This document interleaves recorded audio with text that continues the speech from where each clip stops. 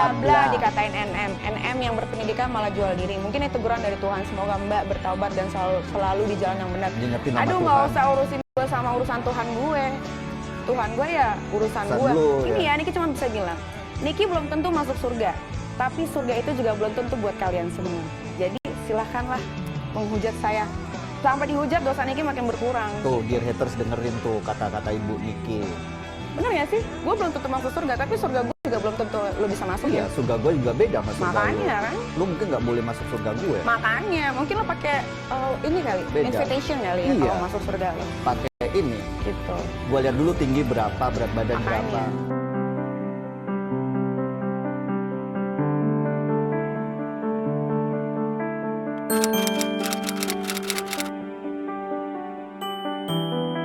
Apa durhaka, astagfirullahaladzim. Dasar orang durhaka, seharusnya kamu malu ya sama diri kamu sendiri. Camkan pikiran kamu gak akan pernah sukses dan lancar dalam jalannya apapun kalau kamu sampai menyakiti hati ibumu. Astagfirullahaladzim. Nah, kadang jujur aja kalau kita bicara ibu tuh pasti itu sesuatu yang memang sebenarnya orang di luar sana tidak pernah tahu hubungan saya dengan ibu saya seperti apa. Jadi kalaupun orang bilang seperti ini, saya bisa seperti sekarang ini, saya bukan keluar dari batu, ya. Regina ini bukan keluar dari seorang batu. Jadi kalau ada yang bilang, aduh durhaka segala macam, aduh saya cuma bisa nangis saja. Karena apa? Aduh dia tidak pernah tahu gitu loh. Ibu saya membesarkan saya tuh sendiri, tidak dengan ayah saya. Oh, tidak dengan ayah? Kebetulan mereka sudah divorce dari saya kecil. Jadi kalaupun ada yang bilang, aduh kamu kayaknya durhaka, aduh salah banget. Karena bagiku masa kecil yang sangat indah sampai aku bisa seperti sekarang ini memang kita punya histori yang sangat kuat. Jadi kalaupun ada yang bilang sekarang anak durhaka kayaknya, aduh, orang boleh membicarakan Regina apapun itu. Tapi kalau sudah berbicara masalah orang tua, seorang ibu, saya adalah orang yang paling sensitif sekali. Karena apa? Saya tahu bagaimana ibu saya membesarkan saya sendiri gitu. Karena dulu kan kebetulan kakek nenek saya seorang TNI.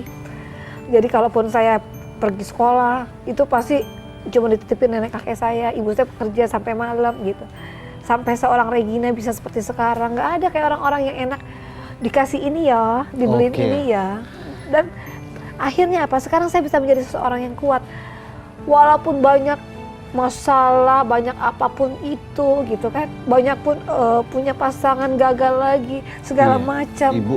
Saya bisa kuat karena apa? Karena ibu saya aja bisa membesarkan saya dalam situasi apapun, pas punya uang nggak punya uang segala macam, sampai saya mungkin bisa merasakan naik mobil bagus, saya bisa merasakan jalan-jalan yang enak seperti apa.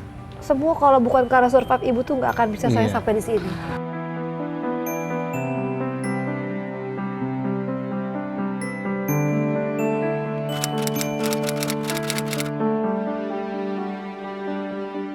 Jadi Mas Fuad, berapa banyak harta yang akhirnya harus dibagikan? Berapa persen dari aset harta Mas Fuad yang akhirnya habis untuk pernikahan-pernikahan ini? Wah, itu nggak hitung, karena nggak saya hitung. Karena memang saya orangnya boros ya kalau buat keluarga. Keluarga ya ini ya? Buat keluarga boros. Apalagi keluarga baru lebih boros. Dan keluarga barunya selalu ada ya? Ya, tapi sekarang udah nggak mau lagi. Belum mau lagi? Belum mau. Dulu kan masih dapat yang kapoknya biasa-biasa, tapi terakhir ini saya dapat kapoknya betul-betul. Kapoknya bener kapok? Iya, dikapok-kapokin. Yang bikin kapok tuh gara-gara... Saya nggak mau nanti ketemu yang gila beneran. Kalau ini kan agak gila-gila nih. Tapi yang gila benar lebih parah. Yang kalau yang satu ini berhasil menjadi saksi yang memberatkan saya. Bayangkan suami istri jadi saksi bersatu dengan lawan, gila nggak? Lawannya siapa? Ya sama Dani lah, sama pengacara. Dua-duanya maju nih ya? Iya, yang Dani menggugat saya, saksinya ya mantan saya yang kemarin. Oke. Nah, kemudian ini menarik nih, Dani panggil mantan saya, panggil satu lagi Nikita Marziani. Semuanya ngejek menghina saya. Dani mempertontonkan, nah ini mantannya Farhat aja mau diwawancara sama saya. Apa yang terjadi? 1 minggu kemudian Nikita ditangkap jadi pelacur. Iya. Malu sendiri. Yang satu lagi ditangkap dengan ustadz. Gosip, walaupun gosip, malu sendiri. Ahmad Dhani, istrinya diwawancara orang seperti mewawancarai mantan istri saya. Berarti karma itu terjadi. Kau cubit orang, kamu akan dicubit orang. Kira-kira begitu. Kamu tanam buruk, tanam negatif, kamu akan merasakan itu. Iya.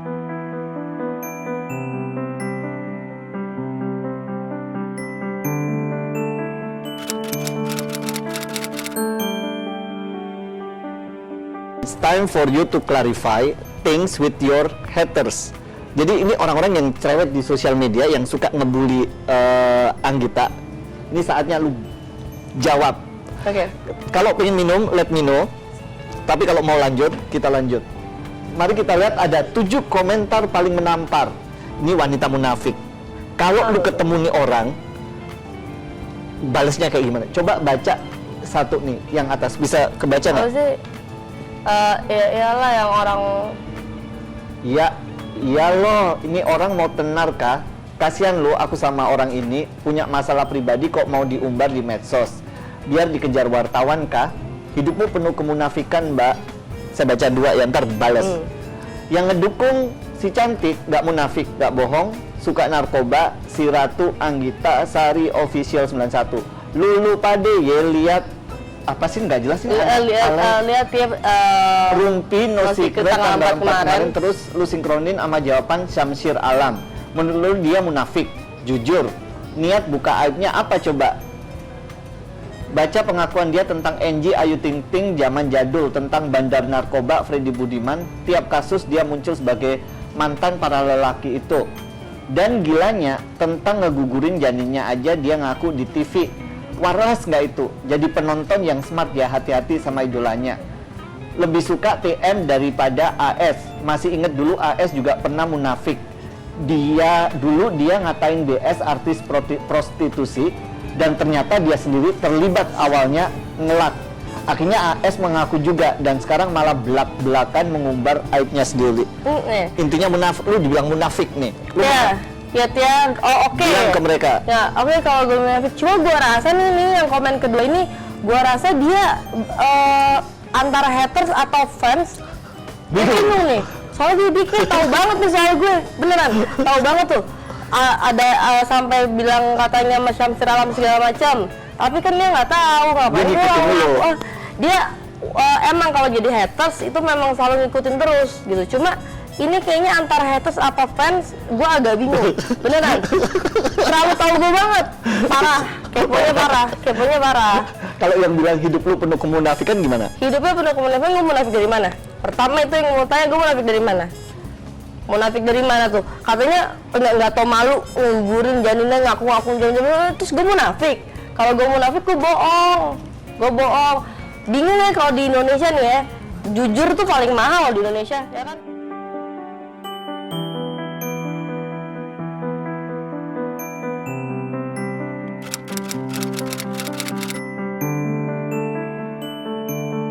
Ada cerita nih, kakaknya Maya dulu ternyata memperhatikan Al-El dulu di sekolah.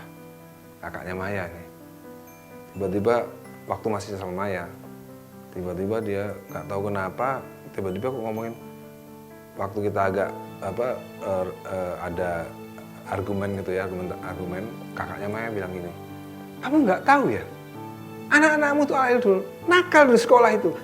Entar, gue liat wajahnya lucu banget. Saya harus ekspresinya seperti itu. Lagi Mas. Nakal. Anak-anakmu tuh nakal. Bisa culut. Langsung saya berdiri. Dengar kamu. Kalau Al-El dulu tuh nggak nakal, dia bukan anak-anak saya. Itu anak haram. Wah. Itu jawaban saya kepada kakaknya Maya. Untuk anak nakalnya di Mas ya? Ini saya bingung, kok anak saya nakal, kok kakak ipar saya kok bingung. Lah bapaknya nakal, anaknya nggak nakal kan aneh. Susah ya. Berarti kan Maya selingkuh berarti, ya kan?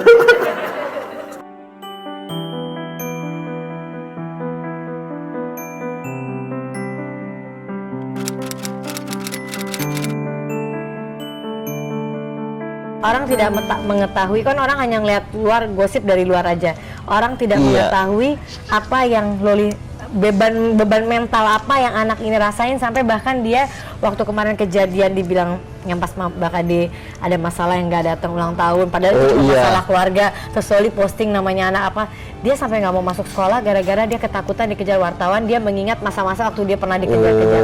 Kan bagi aku, ini anak udah sembuh nih. Tolong jangan kalian lupain lagi. Kalian tuh nggak pernah jadi dia loh. Kalian nggak pernah rasain beban apa yang dia rasain. Lika-liku dia, ya. Bohong kalau anak yang orang tuanya berpisah, karena aku merasakan, apalagi Aurel gitu. Itu satu. Yang kedua, ini yang kadang bikin aku sedih banget dan ini nggak pernah aku ungkapin di mana-mana nih ya. Aku tuh dulu seorang yang idealisnya gini. Aku pengen karena aku orang tua yang berpisah dan aku diurus sama mamaku dari lahir sampai aku gede sendiri tanpa bantuan orang lain. Wow. Aku pengen punya anak nanti yang dari bayi aku harus ngurus sendiri. Sebelum kenal Mas Anang ya. Pokoknya aku urus sendiri, nggak boleh kena orang, nggak boleh kepegang orang. Tiba-tiba aku punya kawin sama Mas Anang, punya anak 2. Ya. Itu perang batin aku saat hamil. Yang haters selalu ngomong, ih gila ya pegang anaknya sekarang kebanyakan sama susternya. Aku tuh punya rasa sakit yang gini. Orang tuh nggak mengerti, aku punya anak 2 yang super membutuhkan aku, yang sangat menyayangi aku, yang waktu aku hamil Arsi aja, ada Arsi nanti kita dicuekin nih. Ya. Saking aku mencintai anak-anakku yang Aurel Azriel, waktu aku umur 9 bulan hamil, aku berantem sama Mas Anang di kamar cuma ngomong gini, aku gimana nanti kalau aku nggak dibantu sama orang, anak-anak, karena fokus jaga anak tuh nggak bisa yang lain loh, nggak bisa kerja, nggak bisa ngurus anak lain.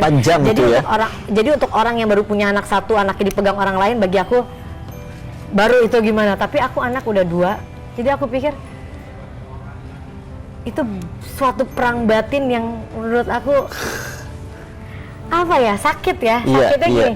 Kalau aku jadi full time buat anak ini, aku nggak bisa fokus ke Aurel Azriel, aku nggak bisa fokus kerja dan lain-lain gitu. Akhirnya aku harus sedikit mengorbankan yang selama ini aku idamkan untuk bisa merawat anakku sendiri. Sakit rasanya memang saat kita harus berbagi dengan ya menjaga anak gitu ya. Tapi ya kondisinya seperti sesayang itu dan secinta itu aku sama anak-anak 2 ini, sehingga aku berpikir oke deh, Arsi pasti mengerti bahwa mamanya punya anak 3 dan orang tua nggak ada yang nggak, walaupun dia dibantu, aku dibantu orang lain, nggak ada orang tua yang nggak sayang sama anak. Cintanya tetap sama. Cuma kadang kalau haters ngomong kasihan ya Arsi, atau kadang misalnya Arsi lagi main sama aku terus dia pengen sama susternya atau apa, kadang aku ada rasa kayak aku nangis gitu di kamar mandi gitu, orang nggak ada yang tahu gitu, cuma nggak kok, ini aku ngelakuin yang bener gitu loh. Jadi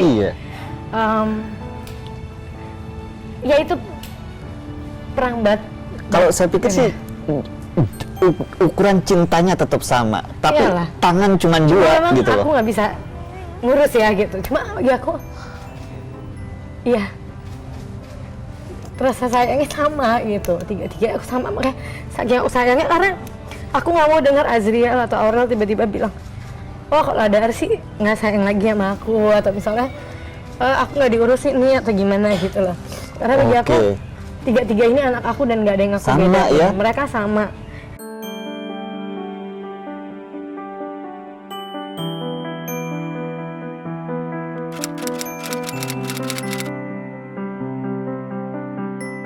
Pernah nggak ngecewain ibu atau menyesal sampai sekarang yang belum? Yang nyesel tuh waktu pas mama mau meninggal, mama bilang sama aku, jadi di rumah sakit ya, pas lagi, jadi mama kan suka pakai perhiasan sama ibu-ibu gitu. Aku buka-bukain perhiasannya, terus kata mama gini, mama minta maaf ya, katanya. Coba bisa bayangin gak orang tua yang minta maaf? Mama yang minta maaf. Mama yang minta maaf. Mama kayak besok mau meninggal kayak gitu. Karena gitu. Itu penyesalan sih. Yang aku malah marah-marah sama mama. Jadi aku nggak anggap serius itu gitu. Itu nyesel. Dan menurut saya tidak ada kata telat untuk membahagiakan seorang ibu. Ada atau tidak, Tiada tuh hatinya selalu dekat. Ya harusnya kan saya yang minta maaf kan waktu itu.